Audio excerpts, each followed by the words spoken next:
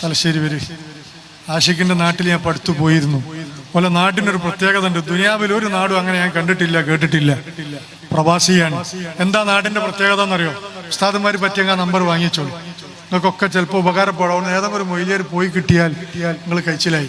കാരണം ഇന്ന് വരെ ചരിത്രത്തിൽ ഒരു ഉസ്താദിനെയും ആ മഹലിന്ന് പറഞ്ഞു വിട്ടിട്ടില്ല.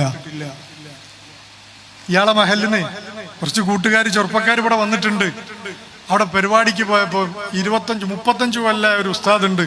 ഞാൻ വരുമ്പോൾ എന്നോട് ഇങ്ങനെ ആ നാടിനെ പറ്റി വിവരിക്കണം. അപ്പൊ ഞാൻ ചോദിച്ചു, നിങ്ങളാരും ഇവിടുത്തെ പ്രസിഡന്റാണോ ചോദിച്ചു. അപ്പൊ വേക്കുന്ന ഒരാൾ പറഞ്ഞു, പ്രസിഡന്റ് അല്ല, പ്രസിഡന്റിനേക്കാൾ വലിയ സ്ഥാനത്തുള്ള ആളാണ്. മനസ്സിലാക്കാനും കൂടെ ഉള്ളതുകൊണ്ട് പറയണേ. ഞാൻ ചോദിച്ചു, മുത്തവല്ലിയാണോ ചോദിച്ചു. മുത്തവല്ലിയും അല്ല, അതിന്റെ മുകളിലാണ്. അപ്പൊ എന്താണെന്ന് ചോദിച്ചു. അപ്പൊ ഉസ്താദ് ഇരുന്നിട്ട് പറഞ്ഞു, ഞാനിവിടെ 35 കൊല്ലായി, എനിക്കറിയുന്ന അത്ര ബൽക്കാർക്കും മഹലിനെ പറ്റി അറിയില്ല.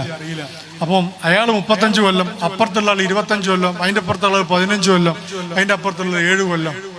അപ്പോൾ അതിനിടയിലും അവരുടെ പേഴ്സണൽ ദൂരത്തിന്റെ വിഷയം കൊണ്ടൊക്കെ ചില ആളുകൾ ഒഴിഞ്ഞു പോയി എന്നല്ല. ഇന്ന് വരെ ഞങ്ങളൊരു ഉസ്താദിനെയും ഞങ്ങളെ മഹലിൽ നിന്ന് ഉസ്താദ് പൊയ്ക്കോളിന്ന് ഞങ്ങളെ അനുഭവത്തിലും ഓർമ്മയിലും പറയാനില്ല.